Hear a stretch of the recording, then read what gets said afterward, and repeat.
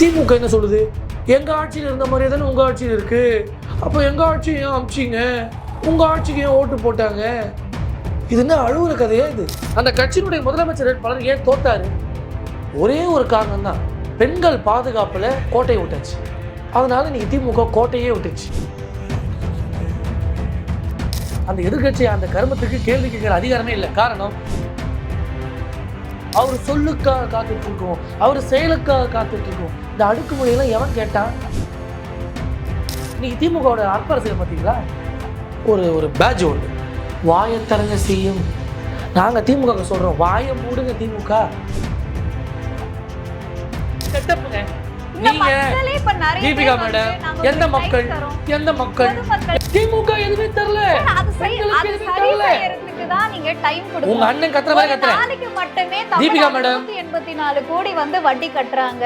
So இதெல்லாம் சரி செய்யறதுக்கு தெரியாதா? உங்களுக்கு தெரியாதா? திருப்பி டிஎம்கேவே பேசுறது, திருப்பி உதயநிதியை கலாய்க்கிறது. இருக்கக்கூடிய பிரச்சனைகளை சரி செஞ்சுட்டு வராங்க. புதுமைனா நீங்க என்ன? இந்த வேலையை நீங்க செய்றீங்க. தாவேக்காரர்கள் அப்படிதான். நாங்க பேச விடுறது இல்லை. டக்கு நாங்க ஒண்ணு கேட்டா எங்களை அசர வைக்கிற மாதிரி நீங்க ஒண்ணு பேசுறீங்க. என்ன பண்றது? மக்கள் திக்குமுக்காடி. தாவேக்காவுக்கு சரியான எதிர்க்கட்சி யாருன்னு நினைக்கிறீங்க? 100%.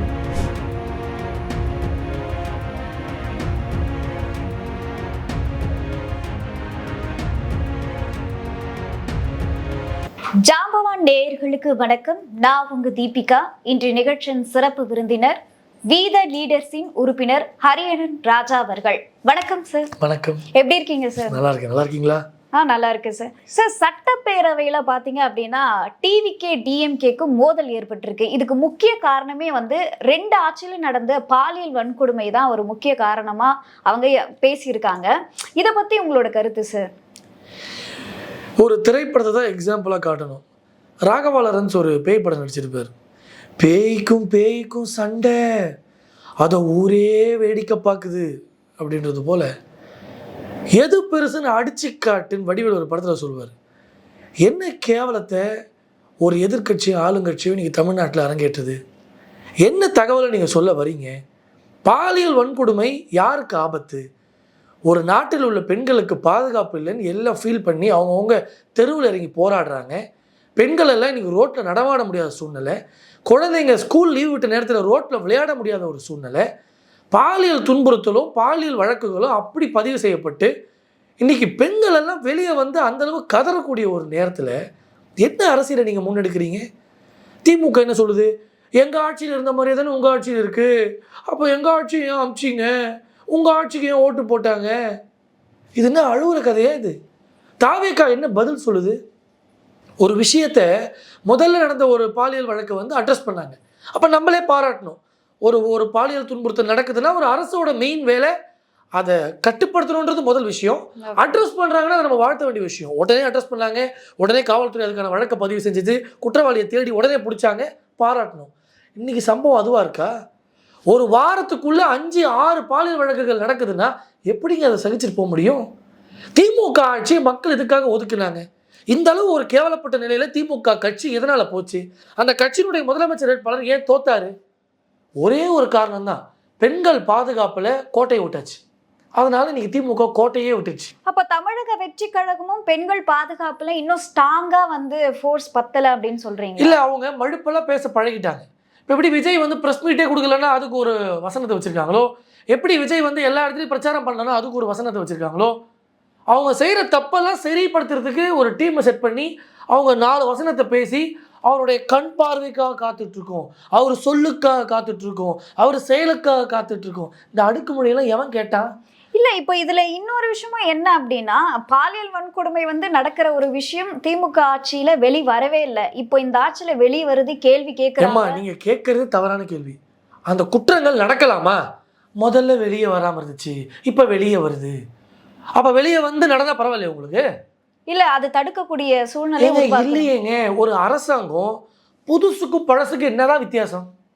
இப்போது first black and white TV இருந்துச்சு, அப்புறம் கலர் டிவி வந்துச்சு, அதான் புதுசு. நீ பிளாக் அண்ட் ஒயிட் டிவியே திருப்பி கொடுத்தா அதுக்கு பேர் என்ன புதுசு? எல்சிடி இருந்தது, இப்போ எல்இடி வரவே தானே புதுசு. நீ அறுது பழசான ஆட்சியை அதுக்காக தான் திமுக கொடுத்த அறுது பழசான ஆட்சியை கொடுப்பதற்கு தாவேகா எதுக்கு? திமுக ஆட்சியில பெண்களுக்கு பிரச்சனை, திமுக ஆட்சியில குழந்தைகளுக்கு பிரச்சனை, அதே பாலியல் துன்புறுத்தல்கள் தான். அதே மாதிரி தான் கவர்மெண்ட் அட்ரஸ் பண்ணாம இருந்துச்சு, அங்கொன்றும் இங்கொன்றும் பேசிச்சு. இன்னைக்கு தாவேகா என்னத்த மாற்றத்தை சரி, கொண்டு இப்ப பேசிச்சு? இதுலதான் நம்ம கவனிக்க வேண்டிய விஷயம் என்ன அப்படின்னா 5 வருஷத்துல வந்து பாலியல் வன்கொடுமை எவ்வளவோ நடந்துருச்சு. சோ இப்பயும் நடந்துகிட்டு இருக்கு. ஓவராலா வந்து அது குறைஞ்சிருக்கான்னு பாக்குறதுக்கு இப்பதான் அம்மா, சிங்கப்பெண் அதிரடிப்படை அம்மா, வந்து கொண்டு நீங்க வந்திருக்காங்க. இல்லம்மா, அதெல்லாம் நீங்க என்னதான் நீங்க தோசை ஆப்பான்னு சொன்னாலும் தோசை இடியாப்பான்னு சொன்னாலும் ரியாலிட்டி என்ன? 5 வருஷத்துல பாலியல் வழக்கு சார், இங்க 5 வாரத்திலேயே இந்த பிரச்சனையா இருக்கே. அப்ப 5 திமுக வாரம் காலகட்டத்துல விட தாவேகா காலகட்டத்துல தான் பாலியல் வன்கொடுமை அதிகம்னு சொல்றீங்களா? பயம் விட்டு போச்சேங்க. இப்போ எனக்கு ஒரு கிரிமினல் புத்தி இருக்கு. அப்போ அரசாங்கங்கள் பயத்தை உட்படுத்தும் போது நமக்குள்ள பயம் வரும். சரியா இல்லையா? கண்டிப்பா. ஒரு ஆண்மகன் சொல்றதுக்கே அசிங்கமா இருக்குங்க. அவன் போய் பாலியல் வழக்குகளிலும் அவன் போய் பெண்களை சீன்றதும் என்ன ஒரு போக்கு தமிழ்நாட்டில் போகுது. அப்போ ஆட்சியாளர்கள் காவல்துறையை முடுக்கி விடணும், காவல்துறை பயத்தை ஏற்படுத்தணும். பயம் வந்தால் ஒரு தப்பு செய்வோமா? அப்போ இது போன்ற தொடர்ச்சியான விஷயங்கள் நடக்கிறதுக்கு காரணம் பயமே இல்லை. அப்போ அந்த பயத்தை ஏற்படுத்தாத அரசு இன்னைக்கு எங்களுக்குலாம் அந்த அரசை பார்த்தா பயமா இருக்குங்க. திமுக எழுந்து கேள்வி கேட்க என்ன தகுதி இருக்குன்னு தெரியல. சட்டமன்ற நிகழ்வை முதல் நாள் 3 கோடி பேர் பார்த்தாங்க. விஜயனுடைய ஹேர் ஸ்டைலை பார்க்கறதுக்கு நிறைய பேர் போனாங்க. விஜயனுடைய சிரிப்பு பார்க்கறதுக்கு நிறைய பேர் போனாங்க. இன்னைக்கு அவரே அந்த ஒரு படத்தை வடிவேல் படத்தை முறைச்சிக்கிட்டே சாப்பிடுன்னு எல்லாரையும் வந்து முறைச்சிக்கிட்டு இருக்கிறாரு. என்ன எழுந்து பேசினாருன்னு தெரியல. சட்டமன்ற நிகழ்வில் இப்போ நீங்கள் எதிர்கட்சி தலைவர், நீங்கள் ஒரு கேள்வி கேட்குறீங்கன்னா எழுந்து பதில் சொல்ல கூட தெரியலங்க. 5 வாரம் ஆயிடுச்சு. சினிமா வசனத்தை நீங்கள் மனப்பாடம் பண்ண தெரியல உங்களுக்கு. யூ ஷுட் கெட் ட்ரெயின்டுங்க. எத்தனை நாள் தான் நான் சினிமாவிலேருந்து வந்தேன், எனக்கு பேச தெரியாது. ஒரு எதிர்கட்சி தலைவர் ஒரு ஸ்டேட்மெண்ட் அவங்க ஏங்க இல்லைங்க, ஒரு எதிர்கட்சி தலைவர் அந்த எதிர்கட்சி அந்த கருமத்துக்கு கேள்வி கேட்கிற அதிகாரமே இல்லை. காரணம் 5 வருஷம் குட்டிச்சோரால் ஆட்சி நடத்திருந்த அவர்கள். ஆனால் இன்றைக்கி அவங்க ஒரு டாக்டிக்ஸை ஃபாலோ பண்ணுவாங்க. அவங்க ஆட்சியில் இருக்கும்பொழுது சினிமா போல் காட்டுவாங்க, ஆட்சி முடிந்த பிறகு சினிமா காட்டுவாங்க. ஆனால் இப்போ தமிழ்நாட்டினுடைய நிலைமை ஆளுங்கட்சியானவங்களும் சினிமாக்காரங்க, எதிர்கட்சியாக இருக்கவங்களும் சினிமா காட்டுறவங்க. இவங்களெல்லாம் வச்சு நாடு எப்படிங்க முன்னேறும்? ஒரு பயம் வருமா வராதா? இன்றைக்கி திமுகவோட அற்ப அரசியலை பார்த்தீங்களா? ஒரு பேட்ச் ஒன்று, வாயத்தரங்க சிஎம். நாங்கள் திமுக சொல்கிறோம், வாயை மூடுங்க திமுக, வாயை மூடுங்க டிஎம்கே. வாயை திறந்து பேச வேண்டிய நேரத்திலலாம் காத்தாடி விட்டது யாரு? எங்களை கதற விட்டது யாரு? அப்பெல்லாம் உங்களுக்கு உங்க அக்கறையும் இல்லை, எங்கள் மேலே ஒரு பாசம் இல்லை, பரிவு இல்லை. எதிர்கட்சி ஆனவொன்னு நீங்கள் எப்படி அடுத்தவங்களை கேள்வி கேட்குற அதிகாரம் உங்களுக்கு வந்துச்சு? அதுதான் திமுக எதிர்க்கட்சியானா நல்ல கட்சியா ஆயிடும் அப்படின்ற. இப்போ நல்ல கட்சியாக இருக்குன்னு நினைக்கிறீங்களா? குறைகளை தட்டி கேட்குறாங்க. குறையை செய்து வைத்தது யார்? குறையே நீயே பண்ணிட்டு அந்த குறைக்கு நீ தீர்வு கேட்டால் எப்படி? இது சீமானன் ஒரு எக்ஸாம்பிள் சொல்வார். கூட உட்காந்து அழுதா எப்படி? அது எவ்வளோ பெரிய அநியாயம். அந்த லட்சணத்தில் திமுக இன்னைக்கு ஒரு நாடகத்தை ஏற்படுத்துது. திமுகவுடைய நியூஸை யாருமே பார்க்க விரும்பல. 5 வருஷம் நியூசன்ஸ் பண்ண இவன் நியூஸ் போட்டால் எப்படி பார்ப்பான் ஜனங்க? இப்போ தாவேகா ஏதோ புதுசு நம்ம உத்து பார்த்தோம், ஒன்றுமே இல்லையே. என்ன நடவடிக்கை? சிங்கப்பெண், அதனால ஒரு நடவடிக்கை ஏற்பட்டிருக்கு. சொல்லுங்க. சிங்கப்பெண் அதிரடிப்படையால் பெண்களுக்கு பாதுகாப்பு வழங்கப்பட்டிருக்கு. சொல்ல முடியுமா நீங்க? இல்ல, நிறைய இடத்துல வந்து பாதுகாப்பு வழங்குறதெல்லாம் நம்ம பார்த்துட்டு. எதே சிங்கப்பெண் ஹெல்மெட் இல்லாம ரோட்ல வண்டி ஓட்டுறதா? நேத்து கூட வந்து குழந்தை மெரினா பீச்ல ஒரு குழந்தை காணாம போயிருக்கு. அந்த குழந்தைய வந்து மீட்டு காவல்துறை கிட்ட ஒப்படைச்சு அப்புறம் பெற்றோர்கிட்ட வந்து கொடுத்துருக்காங்க. இப்போ அந்த குழந்தைய வந்து மீட்டு இருக்காங்களே. இந்த மாதிரி வந்து பல்வேறு பகுதியில நைட் நேரத்தெல்லாம் எங்க பாதுகாப்பு இல்லையோ அந்த பகுதிகளில் நடமாடுறதெல்லாம் ஒரு பீச்சோட நியூஸ் சொல்லிட்டீங்களா? பீச்ல ஒரு குழந்தை காணோம், அந்த குழந்தை கண்டுபிடிச்சாங்க. நல்ல விஷயம். இப்போ நான் 5 விஷயம் சொல்லவா, 10 விஷயம் சொல்லவா, 50 விஷயம் சொல்லவா இந்த 5 வாரத்தில்? மேடம், ஒரு ஆட்சி இல்ல, அந்த படை முதல்ல முழுசா செயல்படணும்ல. செயல்பட்டு இருக்கும் பொழுதே மேடம், எப்படி ஒரு ஆட்சி என்ன செய்யணும் அந்த தெளிவுக்கு நீங்க வாங்க. திமுக எந்த விஷயத்தையுமே அட்ரஸ் பண்ணாம எல்லாமே தான் செய்யறது சரி அப்படின்ற ஒரு பகல் கனவுல இருந்ததுனால தான் இந்த அளவு ஒரு பின்னடைவு. தாவேகா என்ன செய்யணும்? முதல்ல பிரஸ் மீட்டை அட்ரஸ் பண்ணணும். பிரஸ் பீப்புளை பார்த்து பேசணும். மக்களுக்கு டவுட்ஸ் இருக்கும், நிறைய டவுட்ஸ் இருக்கும். இந்த ஆட்சி என்ன பண்ணும், என்ன ஸ்டைல் ஆஃப் மாடல் ஆக்ஷன் எடுக்கும், என்ன ஒரு ஆட்சி எந்த ஸ்டைலில் போகுது, மக்களுக்கு பல சந்தேகங்கள் இருக்கும். இப்போ இதுலதான் சார் ஒரு கேள்வி என்னன்னா, வெறும் பேச்சு மட்டும் பேசுறதுனால இங்க மாற போறது இல்ல, செயல்பாடுல காட்டணும் இல்லையா? பாருங்க, இதுதான் இது இருக்கிறதுலே நகைச்சுவையான ஒரு வாதம். அதாவது திமுக பேசி ஊரை ஏமாத்துறாங்க, இவங்க பேசவும் மாட்டுறாங்க, ஊரை ஏமாத்துறாங்க. வேற எதுவும் வித்தியாசம் செயல்பாடுல காட்டுறாங்க இல்லையா? என்ன செயல்பாடு காமிச்சாங்க சொல்லுங்க. ஸ்டார்ட். ஓகே, இப்போ நீங்க என்ன மாதிரி வந்து கேக்குறீங்க? என்ன மாதிரி கேக்குறீங்கன்னா ஒரு அட்மினிஸ்ட்ரேஷன் வேணும் இல்லைங்க. 5 வாரம் ஆகுது, தலைமைச் செயலகத்தை கட்சி அலுவலகம் போல மாத்தியாச்சு. எல்லா கட்சியிலும் வந்து ஆளை பிடிக்கிற வேலையை ஏங்க தலைமைச் செயலகத்தில் கட்சியில் ஆள் சேர்க்கிற வேலை யாரும் அதிகாரம் கொடுத்தா உங்களுக்கு? உங்கள் கட்சி அமைச்சர் வச்சுக்கோங்க. அதெல்லாம் தலைமைச் செயலகன்றது மக்களுடைய வரிப்பணத்தில் இயங்கக்கூடிய ஒரு விஷயம். நீங்கள் எப்படி அதில் வந்து கட்சி ஒரு மண்டபம் மாதிரி நடத்துறீங்க? ஊரில் இருக்கிற கூட்டமெல்லாம் வந்து உள்ளே நிற்குது. அந்த இடம் எதற்கானது? தாவேக்காரங்களுக்கு ஒரு தெளிவே இல்லையே. ஒரு அட்மினிஸ்ட்ரேட்டிவ் ஒர்க் நடக்கிற இடத்துல ஒரு அட்மினிஸ்ட்ரேட்டிவ் விஷயம் நடக்கிற இடத்துல, ஒரு மக்களுக்கான மேண்டேட் நடக்கக்கூடிய இடத்துல, மக்களுக்கான செயல் திட்டம் நடக்கிற இடத்துல கட்சிக்கு ஆள் சேர்க்கிற இடமா இது? கட்சி ஆள் சேர்க்கிற இடமா இது? பதில் சொல்லுங்க. ஒரு எங்கெங்கே எதை செய்யணும்னு ஒரு முறை இருக்கு மேடம். நீங்க எல்லா இடத்துலையும் குரங்கு சட்டையை காமிச்சிங்கன்னா அதை ஏற்கணும்னு நினைக்கிறீங்களா நீங்க மக்கள்? இப்போ ஒரு எம்எல்ஏவை தேர்ந்தெடுத்தாங்க. அந்த எம்எல்ஏவெல்லாம் மந்திரி ஆக்கிட்டாங்க. தொகுதி போய் பார்வையிட்டாங்களா? ஒரு எம்எல்ஏ தொகுதி உள்ள போயிருக்காங்களா? 5 வாரம் ஆகுதே சார். எல்லா தொகுதிகளிலும் நிறைய எம்எல்ஏக்கள் வந்து ஒவ்வொரு பகுதிகளா போய் பார்க்கறத நம்ம பார்த்துட்டு தானே இருக்கோம். என்ன ஆய்வு மேற்கொண்டாங்க? என்ன நீங்க பெரிய நடவடிக்கை பார்த்துட்டீங்க சார்? இப்போ கூட அதாவது பல வருஷமா என்ஓசி தனியார் பள்ளிகளுக்கு அதிக காசு வாங்குறது வந்து நடைமுறையில இருந்துட்டு இருந்து, இந்த முறை வந்து இப்ப வந்து பள்ளிக்கல்வித்துறை அமைச்சர் பேசிட்டாரு. ரெஸ்ட்ரிக்ட் ஆச்சு நினைக்கிறீங்களா? இப்ப பள்ளி கல்வித்துறை இல்லாம அந்த என்ஓசி சங்கத்தினரே வந்து இவ்வளவு நாளா நாங்க இவ்வளவு லஞ்சம் கொடுத்தோம், இப்ப வந்து ₹1 கூட வாங்காம எங்களுக்கு கொடுத்துருக்காங்க அப்படின்னு சொல்லியிருக்காங்க. இந்து சமய அறநிலையத்துறை ரமேஷ் அவர்களும் வந்து நிறைய கோவில்களுக்கு வந்து ஆய்வு மேற்கொண்டு இந்த ஆன்லைன்ல வந்து டிக்கெட் வாங்கி பாக்குற ஒரு விஷயம் வந்து முன்னாடி திருப்பதியில மட்டும் தான் இருந்தது, இப்ப இங்க கொண்டு வரதுக்கான முயற்சியில ஈடுபடுறாரு. அவன் சொல்லுவா, இவங்க ஒரு டீம் செட் பண்றாங்க. பிஃபோர் எலெக்ஷனும் இதே போலதான் ஒரு வார் ரூமர் செட் பண்ணி ஒரு டீமை செட் பண்ணி இன்ஸ்டாகிராம்லேயே ரீல்ஸ் போட்டு ஆட்சிக்கு வந்துட்டாங்க. ஆனால் மக்கள் தீர்ப்பு, நான் அதை வந்து நகைச்சுவையாக பேசலை. ஆட்சி முடிஞ்ச பிறகு களத்துக்கு வரணும். நீங்கள் இன்ஸ்டாகிராம் வச்சு வந்துட்டோம், அதே இன்ஸ்டாகிராமில் மெயின்டைன் பண்ணிக்கலாம், அதே இன்ஸ்டாகிராம் 2 வீடியோ போட்டு அந்த ஆட்சியை நம்ம நிறைவு செய்யலாம் நினைக்கக்கூடாது. இன்னொன்று, ஒரு ஆட்சிக்கு வரும்பொழுது நீங்கள் கொடுத்த தேர்தல் அறிக்கை, அரசாங்கத்துக்கு கடன் இருக்குன்னு உங்களுக்கு தெரியாதா? அரசாங்கங்களில் ஒரு டிபார்ட்மெண்ட்டுக்குள்ளேயும் கடன் இருக்குன்னு உங்களுக்கு தெரியாதா? எல்லாமே தெரிஞ்சு நீங்கள் தேர்தல் அறிக்கை கொடுத்துட்டு இன்னைக்கு ஆட்சிக்கு வந்த பிறகு எனக்கு ஏகப்பட்ட கடன் இருக்குது, கொஞ்சம் டைம் கொடுங்க, தாலிக்கு தங்கம்மா டைம் கொடுங்க, தாய்மாமன் சீரா டைம் கொடுங்க, 2500 காசா டைம் கொடுங்க. நீங்கள் எல்லாத்துக்கும் டைம் கேட்டுட்டு இருந்தா இதே போல் மக்கள் உங்களுக்கு டைம் கொடுத்தாங்களா? உடனே ஆட்சிக்கு வர வைக்கல, உடனே உங்களை முதலமைச்சர் ஆக்கல? இல்ல, அந்த மக்களுக்கும் தெரிஞ்சது இல்லையா? செட்டப்புங்க. தீபிகா மேடம், எந்த மக்கள் டைம் கொடுத்தாங்க? எந்த மக்கள் தீபிகா சொன்னாங்க? நான் கேட்கிறேன், இதெல்லாம் செட்டப். தீபிகா என்ன பண்றாங்க? ஒரு வீடியோ செட் பண்றாங்க. பேசுங்க தளபதி பொறுமையாவே பண்ணட்டும், டைம் கொடுப்பேன்னு சொல்லுங்க, நம்ம அண்ணன், நம்ம விஜய், உங்க விஜய், நான் வரேன். என்ன இது மேடம்? ஒரு திரைப்படத்துல 3 மணி நேரம் நம்ம ஒரு காட்சியை பார்க்குறோம். அண்ணன் குதிக்கும் போது, அவர் அடிக்கும் போது, அவர் சிரிக்கும் போது, அவர் லவ் பாட்டுக்கு டுவேட் ஆடும்போது சந்தோஷமாக இருக்கும், நமக்கே அந்த ஃபீலிங் இருக்கும். ரியாலிட்டிலேயே இதே மாதிரி ஆக்ட் பண்ணாதீங்கண்ணே. இந்த ஆக்டிங் கிளாஸ் வேண்டானே. சினிமாவை விட்டு அரசியல் வந்தார், ஆனால் திமுக அமைச்சர் அட்லியை பற்றி சொல்லுகிறார், நான் ஆச்சரியமாக இருக்கிறது. ராஜ்மோகன் பட்டிமன்ற பேச்சாளருங்க. அவர் பள்ளிக்கல்வித்துறை அமைச்சராக இருந்தாலும் அவருடைய ஒரு குலத்தொழில் பட்டிமன்ற பேச்சாளர். அவர் நீங்கள் ஒரு தலைப்பு கொடுத்தீங்கன்னா தலைப்புக்கு ஏற்ற மாதிரி பேசுவார். ஒரு பக்கம் தாவேக்கு ஆதரவா அண்ணன் விஜய் அவர்களுக்கு கண் பார்வைக்கு பேசுகிறேன், விஜய் எடுத்து பேசுங்க, அவர் ஒரு தமிழின துரோகி, அப்படி பேசுவார் மாற்றி மாற்றி. பட்டிமன்ற பேச்சாளர் பேச்சை சட்டமன்றத்தில் பேசினால் மக்கள் ஏற்பாங்களா? பட்டிமன்றத்தில் சிரிக்கிறதுக்கும் நகைச்சுவை கைத்தட்டுறதுக்கும் நல்லா இருக்கும். ஆனா அவரோட செயல்பாடுகள் சிறப்பாக தானே இருக்கு. இந்த ராஜ்மோகனுடைய செயல்பாடு என்ன சிறப்பாக இருந்துச்சு? ஒரு டிபார்ட்மெண்ட்டாக இழுப்பேன், பள்ளிக்கல்வித்துறை அமைச்சர் இழுப்பேன், சட்டத்துறையை இழுப்பேன், ஊரக வளர்ச்சித்துறையை இழுப்பேன், விளையாட்டுத்துறையை இழுப்பேன், எல்லா டிபார்ட்மெண்ட்டையும் இழுப்பேன். எல்லா டிபார்ட்மெண்ட்லையும் கடன் இருக்கிற மாதிரி இவங்களுக்கு தெரியாதது போலவும், தமிழ்நாடு கடனை பெற்ற மாநிலம் தெரியாதது போலவும் வாரி அள்ளி வீசுறது. இந்த வடிவேல் சொல்ற கதை தான் திருப்பியும், கேட்கறதான் கேட்கறதுக்கு கொஞ்சம் அதிகமாக கேளு, உங்கள் அண்ணன் தானே நான். அவர் ஒரு பீடிக்கு ஆசைப்பட்டு இந்த வேலையெல்லாம் பண்ணுவார் வடிவேல் அண்ணன். அதே போல் ஒரு ஓட்டுக்கு ஆசைப்பட்டு மக்களிடையே என்னென்ன பொய்யெல்லாம் பேசுனீங்க. மாதம் 2500 என்னாச்சு? தாலிக்கு தங்கம் என்னாச்சு? தாய்மாமன் சீர் என்னாச்சு? கேட்போங்க. திமுகவை மேடை ஏறி பேசும்போது இனிச்சது இல்லை. திமுக கொடுக்கும்போது கடனே இல்லையா? திமுக அரசுக்கு கடன் இல்லையா?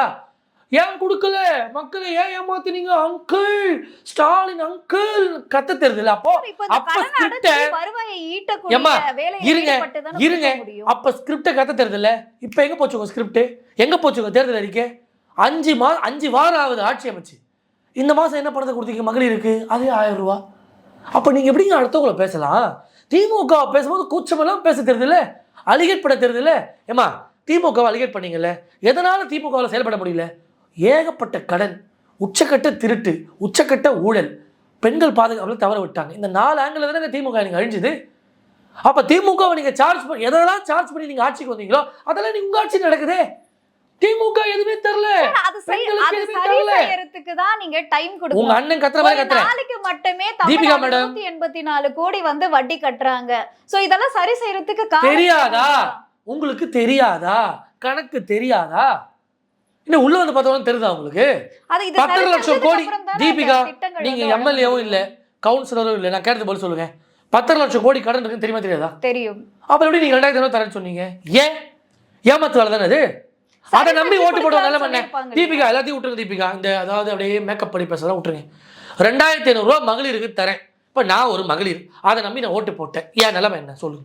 தாய் மாமன் சீரு, பிறக்கிற குழந்தைங்களை 4 கிராம் தங்கம், அதற்காக குழந்தை பெற்றிருப்பாங்க. குழந்தை பெற்ற குழந்தைங்க எதிர்பார்ப்பாங்க. அப்போ அவங்களுக்கு என்ன பதில்? என்ன தீபிகா இது டிராமா பண்றீங்களா எல்லாம் சேர்ந்து? நாங்கள் பொறுமையாக தருவோம், டைம் கொடுங்க. சிரிப்பா இருக்கு தீபிகா இது. இது இது இது ஒரு நல்ல அரசியலுக்கான ஒரு போக்கா? அப்ப நீங்க திமுகவை சார்ஜ் பண்ணதுல பொய் ஆயிடுச்சே. அப்ப திமுகவை ஆட்சி நடந்திருக்கலாமே. நீங்க எதுக்கு? நாங்க பல வருடங்கள் வந்து சான்ஸ் கொடுத்துட்டோம். தாவேகா வந்து இப்பதான் 1.5 மாசம் ஆகுது. 1.5 மாசம் ஆகுது. மாசமான பரவாயில்ல, மோசம் பண்ணிட்டீங்களே. வாதத்துக்கு வாங்க தீபிகா. 5 வருஷம் மோசம் பண்ணவன எதிர்த்து தான் உங்களை ஆட்சியில ஒரே மாசத்துல வர வைக்கிறாங்க. கரெக்டா? கரெக்ட். வந்த பிறகு ஒன்றும் செய்யலைங்க. சரிங்க, நீங்க கேட்கலாம் பிரதர் இது ரொம்ப ப்ரீ மெச்சூர்டு, இப்போதான் ஆட்சிக்கு வந்திருக்காங்க, 1 மாதம் தான் ஆகுது, ஒரு குழந்தை பிறக்கிறதுக்கே 10 மாதம் ஆகுது, நீங்கள் வந்த உடனே தேக்கத்தக்கான்னு குச்சா என்ன பதில் கேட்கலாம். சரி, அதுக்கான ஒரு ஓப்பனிங், அதுக்கான ஒரு முன்னோட்டம். சரி பிரதர் நீங்கள் இவ்வளோ சொல்கிறீங்க, அந்த 2500 ரூபா தரத்துக்கான வேலைகள் நடக்குது, சொல்ல முடியுமா உங்களால்? அந்த தாலிக்கு தங்க திட்டு தரது மாதிரி வேலைகள் நடக்குது, சொல்ல முடியுமா உங்களால்? இளைஞர்களுக்கெல்லாம் வேலை இல்லாத பேச விடணும், என்ன பேச விடணும். வேலை இல்லாத இளைஞர்களுக்கு 4000 ரூபா தரேன்னு சொன்னாரே, வேலை நடந்துட்டு இருக்கு. அதுக்கான வேலையெல்லாம் அதுக்கான ப்ராசஸாக ஸ்டார்ட் ஆயிருக்கா? நீங்கள் ப்ராசஸையும் ஸ்டார்ட் பண்ண மாட்டீங்க, அதற்கான வேலையும் செய்ய மாட்டீங்க. எப்படி எதிர்கட்சியாக இருக்கும்போது திமுக பேசி பேசி வர ஐடியா பண்ணீங்களோ, ஆளுங்கட்சியான பிறகு திமுக கூட வாங்கிடுச்சு, திமுக ஊழல் பண்ணிடுச்சு. திமுக இதுலதான் யார் ஆட்சியில் இருக்கா? இலவச திட்டங்கள் மட்டுமே குறிப்பிட்டு பேசிட்டு இருக்கீங்க. இது வரைக்கும் வந்து மதுக்கடைகள் வந்து மூடியிருக்காங்க, பெண்களுக்கான ஒரு பாதுகாப்பு முயற்சியில ஈடுபட்டிருக்காங்க. 150 பாலியல் வழக்கு பாதுகாப்பு முயற்சி. டாஸ்மார்க்ல போதையில போய் எவனும் குடிச்சிட்டு சுத்தலையா? இந்த டாஸ்மார்க் மூடுற கதையை நீங்க பாத்துட்டீங்களா? இடங்கள்ல மூடி இருக்காங்க இல்லையா? சரி, ஒரு 4 முக்கியமான இடத்துல நீங்க சொல்லுங்க. பிரதான இடம் நல்ல வியாபாரம் ஆச்சுங்க. 717 கடைகள் வந்து மூடி இருக்கிறத கோவில் பக்கத்திலும், அதாவது கோவில், காலேஜ் இந்த மாதிரியான பகுதிகளில். அதாங்க இது கோயில் பைங்க. இந்த லெஃப்ட் ஹேண்ட் சைடுல எதிரில் கடை இருக்குதுன்னா இந்த பக்கம் க்ளோஸ் பண்ணிட்டு பேக் சைடில் ஓப்பன் பண்றாங்க. இது பெரிய புரட்சியா? இது உங்க அண்ணா ஆட்சியில் நடந்த புரட்சியா? நீங்க உங்க அண்ணா ஆட்சியில் பண்ற எழுச்சி இதுதான் இல்ல. இப்ப நீங்க மூடனதுக்கு வந்து கேட்டீங்க இல்லையா, அதே மாதிரி புதுசா திறந்திருக்காங்கன்றதுக்கு என்ன ஆதாரம் இருக்கு? அதான் சொல்றீங்க. சிவகார்த்திகேயன் படம் தான் பேக் டோருமான் வர, அந்த ஓப்பன் த பேக் டோருமான், இந்த கதையை பின்னாடி ஓப்பன் பண்ணியாச்சுங்க. ஒரு ஆட்சி புதுசா ஒருத்தர் வந்திருக்கிறாங்க, புதுமை என்ன இந்த ஆட்சியில் இருக்குன்னு கேட்டால் யார்கிட்டயாவது உங்ககிட்ட பதில் இருக்கா? What is new in this government சொல்ல முடியுமா? மேக்கப் பண்றதை விடுங்க, நம்ம மேக்கப் பண்ணிடலாம் பர்சனலா, அதோட விட்டுருவோம். What is new in this government? திருப்பி டிஎம்கேவே பேசுறது, திருப்பி உதயநிதியை கலாய்க்கிறது. இது இருக்கக்கூடிய பிரச்சனைகளை சரி செஞ்சுட்டு வராங்க. புதுமைனா நீங்க என்ன இந்த வேலையை நீங்க செய்றீங்க? தாவேக்காரர்கள் அப்படிதான், நாங்க பேச விடுறது இல்ல. டக்கு நாங்க ஒண்ணு கேட்டா எங்களை அசர வைக்கிற மாதிரி நீங்க ஒண்ணு பேசுறீங்க. இல்ல புதுமைனா நீங்க என்ன எதிர்பார்க்கறீங்க அப்படின்றது. புதுமைனா என்ன? சொன்னதெல்லாம் செய்யணும். திமுக எதையெல்லாம் விட்டுச்சோ அதெல்லாம் அதற்கான நடவடிக்கையில தான் ஈடுபட்டு இருக்கு. என்ன நடவடிக்கை சொல்லுங்க?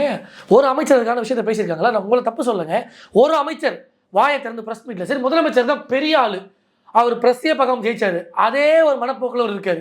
அமைச்சர்கள்லாம் பேச வேண்டியது தானே? மின்சாரத்துறை, என் துறை இது நடந்திருக்கு, இவ்வளோ கடன் இருக்கு, இவ்வளோ வேலையை ஆரம்பிச்சிருக்கேன். பள்ளிக்கல்வித்துறை இவ்வளோ பிரச்சனை இருந்துச்சு, இவ்வளோ ஆரம்பிச்சிருக்கேன். அங்கே இருக்க கட்டணங்கள்லாம் சரியில்லை, வேலையை ஆரம்பிச்சிருக்கேன். சொல்லுங்க. ஊரக வளர்ச்சித்துறை, நீர்வளத்துறை, ஒரு விளையாட்டுத்துறையில் உதயநிதி இவ்வளோ ஊழல் பண்ணியிருந்தாரு, நான் வந்தேன் விளையாட்டுத்துறை மாணவர்களுக்கு. என்னத்தை அட்ரஸ் பண்ணிட்டீங்க இது வரலாம்? மின்சாரத்துறையில கூட வந்து இவ்வளோ 2 லட்சத்துக்கு மேல கோடி. ஏங்க நீங்க நியூஸ் வாசிக்க வேண்டான்ற நானு. மின்சாரத்துறையில் 2 லட்சம் கோடி ஊழல், பள்ளிக்கல்வித்துறையில் 10 லட்சம் கோடி ஊழல். இந்த நியூஸை எவன் கேட்டான்? உங்க நடவடிக்கை என்னங்க? நியூஸை நான் வாசிக்கணுங்க. சாமானிய தொண்டன், கடைகோடி தொண்டன் நான் பேச வேண்டியது. அமைச்சர் ஆண்டுகிட்டு 2 கோடி கடன் இருக்கிறது இந்த திமுகவில். நீ எதுக்கு இந்த நியூஸ் வாசிக்கிற வேலை? மக்களுக்கெல்லாம் தெரியாதா இவங்க பண்ணது ஊழல்னு? எங்களுக்கு புரியாதா? அதெல்லாம் தெரிஞ்சு புரிஞ்சதுக்கு உங்களுக்கு ஓட்டு போட்டோம். இவங்க பூராவும் கொலைகாரனுங்க தெரிஞ்சதுன்னு உங்களுக்கு ஓட்டு போட்டோம், நீங்களும் வந்து திருப்பி அதே பாட்டு பாடினா இதைத்தான் மக்கள் எதிர்க்கிறாங்க. இந்த அருவருப்பு அரசியலை மக்கள் ஒருபோதும் ஏற்கிறதுக்கு ரெடியாக இல்லைங்க. வி ஆர் எக்ஸாஸ்ட், முடியல. சொல்லுங்க சார். இப்போ அடுத்து இன்னொரு முக்கியமான விஷயம் என்ன போயிட்டு இருக்குன்னா, பாஜகவை சேர்ந்த தொண்டர்கள்லாம் வந்து போராட்டம் பண்ணியிருக்காங்க. என்ன அப்படின்னா, ஆட்சி மாறினாலும் காட்சி மாறல அப்படின்ற மாதிரி பாலியல் வன்கொடுமைக்காக போராட்டங்கள்லாம் பண்ணிட்டு இருக்காங்க. நீங்க இதை எப்படி பாக்குறீங்க? ஆட்சி மாறினாலும் காட்சி மாறல, அங்க இருக்க நிறைய பேர் கட்சி மாறுறாங்க. அதை அந்த கட்சி முதல்ல பார்க்கணும். அங்கே இருக்கக்கூடிய தொண்டர்கள்லாம் சரி பண்ணணும். என்ன பிரச்சனைன்னு அங்கேயே அட்ரஸ் பண்ணணும். எப்படி தாவேக்க ஆட்சியில் உட்காந்துட்டு மக்களுடைய பிரச்சனையை அட்ரஸ் பண்ண மாட்டாங்களோ, ஒரு கட்சி நடத்திக்கிட்டு கட்சிக்குள்ள நடக்கிற பிரச்சனையை அட்ரஸ் பண்ணுறதுக்கு யாருமே இல்லை. எதையாவது ஒரு கேள்வி கேட்டால் நம்ம விரோதி ஆகிடுறோம், நம்ம பேச தப்பாக போயிடுது, நமக்கு இன்னும் அந்த கட்சியினுடைய தியாகம் தெரியாதது போலவும் அந்த கட்சியினுடைய வளர்ப்பு புரியாதது போலவும் ஒரு மனநிலையில் அவங்க இருக்காங்க. அதாவதுங்க, ஒரு அண்டர்ஸ்டாண்டிங் கெப்பாசிட்டியில் ஒரு லீடர்ஸ் இருக்கணும். ஒரு விஷயத்தை புரிஞ்சுக்கிற தன்மை ஒருத்தவங்க இருக்கணும். ஆர்ப்பாட்டம்னு ஒன்று நடத்துகிறாங்களே, கொரோனா காலத்தை ஒன்றும் மறக்கல போல அவங்களாம். சோஷியல் டிஸ்டன்சிங் ஆர்ப்பாட்டம், 10 பேர் தள்ளி நிற்கிறாங்க. என்ன இது ஆர்ப்பாட்டமாக, இன்னும் 1000 பேர் இருக்க மாதிரி இருக்குது கூட்டம். அப்புறம் தான் உத்து பார்த்தா கொரோனா ஆர்ப்பாட்டம் மாதிரி இருக்குது. எல்லாம் சோஷியல் டிஸ்டன்சிங்கில் தள்ளி நிற்கிறாங்க. கட்சி கழுதை தேஞ்சு கட்டணமாக போன கதையா இன்னைக்கு கட்சி இருப்பிடம் இல்லாமல் போயிடுச்சு. கட்சிக்கு ஆள் வராத சூழ்நிலை போயிருச்சுன்னு நீங்க சொல்லவே முடியாது. ஒரு ஆள் ஒரு கட்சியில இருந்து வெளியேறதுனால அதுக்கு கட்சியே காணாம போயிருச்சுன்னு எப்படி? கட்சியில ஒரு ஆள் வெளியே போறாரு நீங்களாம் சொல்றீங்க, அவர் ஒண்ணுமே இல்லைன்னு சொல்றீங்க. அவர் போன பிறகு நடந்த ஒரு ஆர்ப்பாட்டம் என்ன லட்சத்தில் நடக்குது? ஆளை சேர்க்க முடியாம, கட்சியில தொண்டர்கள் இல்லாம, அந்த கொத்தனார் சித்தர்லாம் நிற்பாங்க பாருங்க, அங்கங்கே வேலைக்கு போறவங்களை, அவங்களுக்கு 250 வண்டியில ஏற்றி அவங்களை கொண்டு போய் வச்சு ஒரு மீட்டிங் நடத்தினா கட்சியினுடைய போக்கா இது? இதுவா ஒரு நடவடிக்கை? ஆர்ப்பாட்டத்தில் எதை பேசணும்? இப்போ நான் ஒரு எதிர்கட்சி, தீபிகா தான் ஆளுங்கட்சி. ஒழிக தீபிகாவோட செயல்பாடு ஒழிக, இது நான் பேசியிருக்கணும். அதை விட்டேன். இப்போ கேமரா எனக்கு சண்டை, அவங்கள பற்றி பேசிகிட்டு இருக்கேன். அவர்கள் நான் என்ன பண்ணுறோம் பார்க்கலாமா? யாரும் ஒன்றும் செய்ய முடியாது, இந்த கட்சி ஒன்றும் பண்ண முடியாது. எத்தனை நாள் இப்படி வெட்டிச்சாலும் பேச முடியாது? பேச வேண்டிய விஷயத்த பேசாம வேற ஏதோ பேசுறாங்கன்னு அவுட் ஆஃப் சிலபஸ். இப்போ தமிழ்நாடுடைய தலையெழுத்து என்ன ஆயிடுச்சுன்னா, எதிர்கட்சியாக உட்காந்துருக்கவங்களும் அவுட் ஆஃப் சிலபஸ், ஆளுங்கட்சியாக இருக்கவங்களும் அவுட் ஆஃப் சிலபஸ். இப்போ என்ன பண்றது? மக்கள் திக்குமுக்காடி. தாவேக்காவுக்கு சரியான எதிர்கட்சி யாருன்னு நினைக்கிறீங்க? 100% மரியாதைக்குரிய அண்ணாமலை அவர்கள் தொடங்கக்கூடிய வீத லீடர்ஸ் என்கிற இயக்கமாக இருக்கக்கூடிய இன்று நாளை கட்சியாக மாறப்போகுது. அந்த கட்சி தான் வரும். காரணம், நீங்களும் ஒரு கேள்வி கேட்கலாம், ஏங்க களத்திலே ஒன்றும் கட்சி ஆரம்பிக்கல, அதை எதிர்கட்சின்றீங்க, என்ன பிரதர் உங்கள் மைண்ட் செட்டு? இப்போ திமுக இருக்குது, அதிமுக இருக்குது. இந்த ரெண்டு கட்சி புதுசாக வந்த தாவேக்காவை என்ன கேள்வி கேட்ட முடியும்? அப்போ தாவேக்கா என்ன சொல்லுவாங்க? நீங்கள் ஆட்சி இருக்கும்போது ஒன்றும் செய்யலை, அதனால தான் மக்கள் எனக்கு ஓட்டு போட்டிருக்காங்க, நீங்கள் எப்படிங்க என்ன கேள்வி கேட்க முடியும்? பெண்கள் பாதுகாப்பு உறுதி செய்தீங்களா? இல்லை. இந்த வடிவேல் கதை திருப்பியும் சொல்கிறேன். தோசை இருக்கா? இல்லை. பிஸா இருக்கா? இல்லை. பர்கரு? இல்லை. எதுவுமே இல்லைன்றியா அந்த கதையா? திமுக அதிமுக தாவேக்காவை பார்த்து கேள்வி கேட்க முடியாது. காரணம், இவர்களெல்லாம் தமிழ்நாட்டில் உட்காந்து ஆட்சி பண்ணவங்க தான். ஆட்சி பண்ணும்போது ஒன்றுமே செய்யலை, அதனால தான் மக்கள் மாற்றத்தை கொடுத்துருக்காங்க. இப்போ நான் சொல்ல வர கருத்து என்னென்னா, ஆளுங்கட்சியை புதிதாக மக்கள் தேர்ந்தெடுத்தாங்க. இன்றைக்கி ஒரு எதிர்கட்சி கேள்வி கேட்கக்கூடிய கட்சி இன்னைக்கு தமிழ்நாட்டில் இல்லை.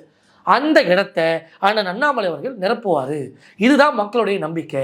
ஒரு அமைப்பாளர் கட்சிக்கு 18 லட்சம் பேர், 4%. இன்னைக்கு தமிழ்நாடோட எலெக்ஷன் கவுண்டிங் வச்சா கூட 4% ஓட்டு. கட்சி ஆரம்பிக்கும் போது எதிர்கட்சி அந்தஸ்து, இது யாருக்கு கிடைக்கும்? அவர் நல்லா பேசக்கூடியவர், மக்கள் பிரச்சனை அட்ரஸ் பண்ணக்கூடியவர், இதெல்லாம் அவருக்கு ஒரு பெரிய அட்வான்டேஜாக இருக்கும். எங்களை போன்ற இளைஞர்கள் அவரோட படையில் நாங்கள்லாம் இன்றைக்கி நிற்கக்கூடிய சூழ்நிலை, இதெல்லாம் ஆடட் அட்வான்டேஜ். படித்தவர்கள், இன்டெலெக்சுவல், நம்மளை போன்ற இளைஞர்கள், நீங்களே இப்போ அண்ணாமலை கட்சி ஆரம்பிச்சாருன்னா, ஐயோ விஜயனுக்கு ஆதரிக்கலாமா அண்ணாமலை ஆதரிக்கலாமான்னு யோசிப்பீங்க. அந்த அளவுக்கு ஒரு மனநிலையை அண்ணாமலை அவர்கள் ஏற்படுத்துவார். 5 வருஷம் டைம் இருக்குங்க. தாவேக்காவுடைய 5 மாதம் கவர்மெண்ட்டே, 5 வாரம் கவர்மெண்ட்டே நமக்கு தெரிஞ்சிச்சு. அப்போ 5 வருஷத்துக்கு நிச்சயமாக தாவேக்கா அரசை ஓரளவாக்காது அதை எப்படி சொல்கிறது, ஸ்பீடப் பண்ணுறதுக்கு ஆனால் அண்ணாமலை அவர் என்கிற ஒரு சக்தியால் தான் முடியும். அவர் தான் இதை கட்டமைத்து கொண்டு போக முடியும் அப்படின்றத நான் மனதார நம்புகிறேன். தமிழக மக்களும் அந்த போக்குக்கு வந்துடுவாங்க. ஆளுங்கட்சி தாவேக்கா, அது நல்லதோ கெட்டதோ மக்கள் ஓட்டு போட்டாங்க. எதிர்கட்சியாக நிச்சயமாக அண்ணன் அண்ணாமலை அவர்கள் தொடங்கக்கூடிய கட்சியாகத்தான் இருக்கும். அதுதான் காலத்தினுடைய கட்டாயம். உங்களுடைய நேரத்தை ஒதுக்கி பல்வேறு கேள்விக்கு விளக்கம் அளிச்சிருக்கீங்க, அதற்கு நன்றி.